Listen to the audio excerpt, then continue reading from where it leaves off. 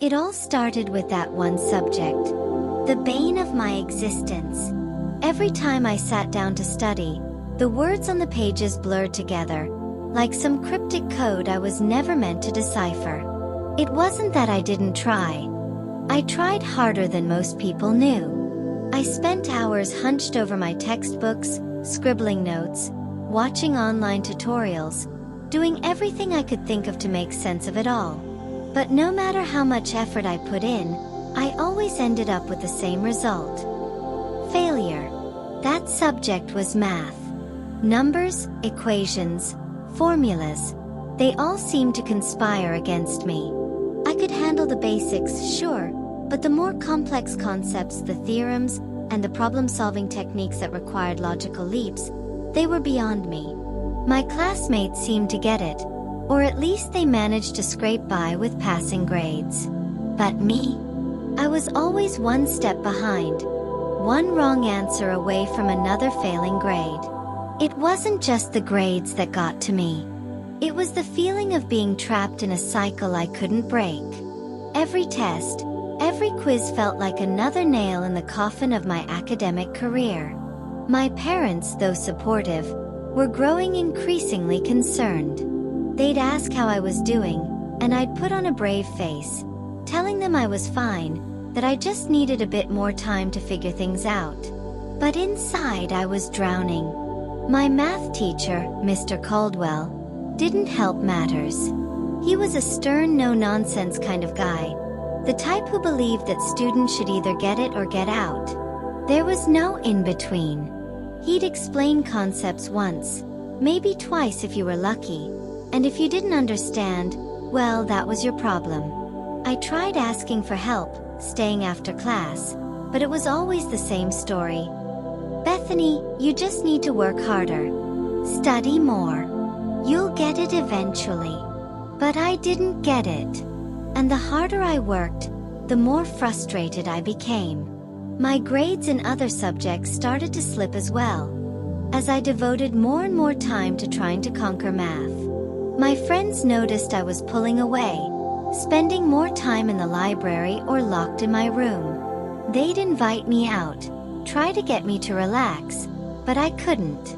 How could I, when every moment I spent not studying felt like another step toward failure? The worst part was that I knew I wasn't stupid. I'd always done well in other subjects. English, history, even science. But math was my Achilles heel, the one thing standing between me and the future I wanted. I had dreams of going to college, of studying psychology and helping people understand their own minds. But to get there, I needed to pass this class, and it felt like the universe was doing everything it could to stop me.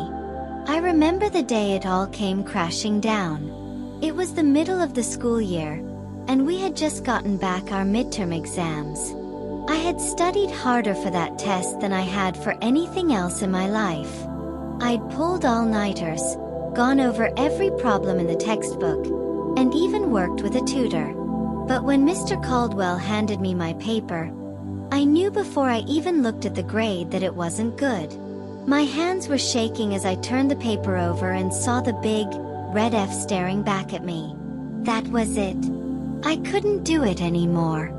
I walked out of the classroom, out of the school, and just kept walking. I didn't know where I was going. I just needed to get away, to escape the crushing weight of failure that had settled over me. I ended up at the park, sitting on a bench, staring at the ground as tears streamed down my face. I had never felt so lost, so completely defeated. I don't know how long I sat there, but eventually, I heard someone sit down next to me. I didn't look up, didn't care who it was. But then I heard a voice, soft and kind, ask, "Are you okay?" I wiped my eyes and looked up to see an older woman, probably in her 60s, with kind eyes and a warm smile. "No," I admitted, my voice barely above a whisper. "I'm not." She didn't press for details, didn't ask what was wrong. Instead, she just sat with me in silence for a while, and somehow, that made me feel a little better. After a while, she spoke again. You know, sometimes when we're stuck, it's not about working harder. It's about changing how we see things. I didn't know what to say to that, so I just nodded. She smiled again and reached into her bag, pulling out a small book. This helped me when I was younger, she said, handing it to me. Maybe it'll help you too. I took the book from her, glancing at the title. The Power of Your Subconscious Mind by Joseph Murphy. I'd never heard of it before, but something about the title intrigued me. I thanked her, and she gave my hand a gentle squeeze before getting up and walking away. That night, I started reading the book. It talked about the power of thoughts, about how our minds could shape our reality. It sounded a little out there, but I was desperate enough to try anything. One chapter in particular caught my attention.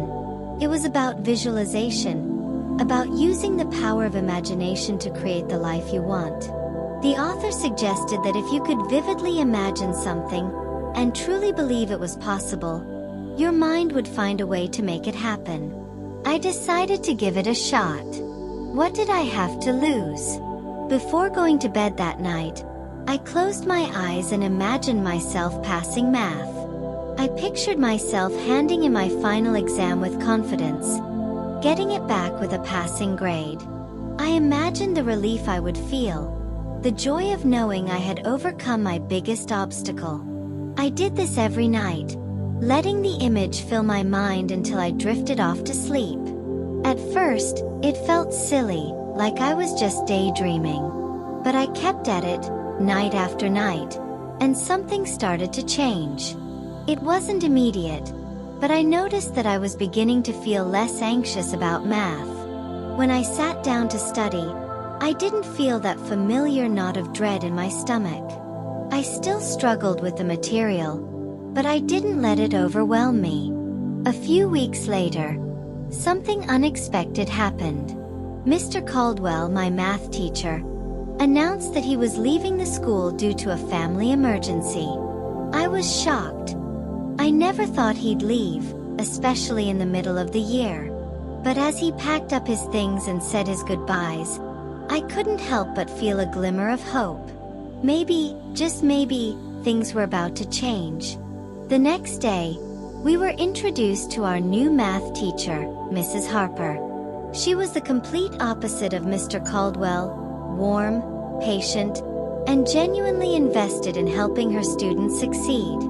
From the moment she walked into the classroom, I could tell that things were going to be different. Mrs. Harper took the time to get to know each of us, to understand where we were struggling and how she could help. When she saw how much I was struggling, she didn't brush me off like Mr. Caldwell had.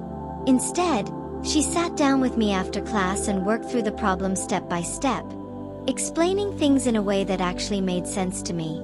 She didn't make me feel stupid or inadequate. She made me feel like I was capable of learning, of understanding, of succeeding. With her help, I started to improve. It wasn't a dramatic turnaround. There were still days when I struggled, when I felt like I was never going to get it. But Mrs. Harper never gave up on me, and slowly but surely, my grades began to improve. I started to see the connections between the concepts, to understand the logic behind the equations.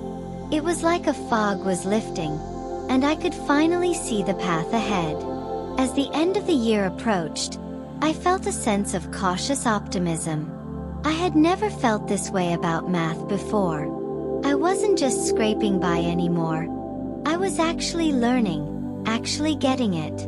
When it came time for the final exam, I didn't feel the usual panic. I still felt nervous, but there was a part of me that believed I could do it. The night before the exam, I did my usual visualization routine, but this time it felt different. It didn't feel like I was just imagining something impossible. It felt like I was preparing for something that was actually going to happen. I pictured myself walking into the classroom with confidence, sitting down at my desk, and working through the problems with ease. I imagined myself handing in the paper, knowing I had done my best. I saw myself getting the test back with a passing grade, and for the first time, I truly believed it was possible. The next day, I walked into the classroom with a sense of calm I had never felt before. I took a deep breath, sat down at my desk, and started the exam. As I worked through the problems, I was surprised at how much I knew. There were still some questions that stumped me, but I didn't let it get to me. I just kept going, doing the best I could. When I handed in my paper, I felt a wave of relief wash over me. I didn't know if I had passed, but I knew I had given it everything I had. All I could do now was wait. A few days later, Mrs. Hopper handed back our exams. My heart was pounding as she placed the paper face down on my desk. I stared at it for a moment, afraid to turn it over. But then I remembered the image I had held in my mind for all those nights. The image of me passing, of me succeeding. I took a deep breath and flipped the paper over. I passed. The grade wasn't perfect, but it was more than enough to pass the class. I stared at the paper in disbelief, tears welling up in my eyes. I had done it. After all the struggle, all the sleepless nights, all the doubts and fears, I had finally done it. As I walked out of the classroom, clutching my exam paper, I felt a sense of pride and accomplishment that I had never felt before. I had overcome my biggest challenge, not just through hard work, but through believing in myself, through changing the way I saw the world. And in doing so, I had changed my reality. That moment was a turning point for me. It wasn't just about passing math. It was about realizing that I had the power to shape my own life, to overcome obstacles that once seemed insurmountable. The techniques I had learned, the visualization, the positive thinking, had become tools that I could use in every aspect of my life. I knew there would be more challenges ahead, but I also knew that I could face them with confidence, knowing that I had the power to create the life I wanted. Looking back, I can see how much I've grown, how much I've changed. I'm not the same girl who walked out of school that day, feeling lost and defeated. I'm stronger now, more resilient, more sure of myself. And as I move forward, I carry with me the lessons I've learned, the belief that anything is possible if you truly believe it is. The journey wasn't easy, but it was worth it.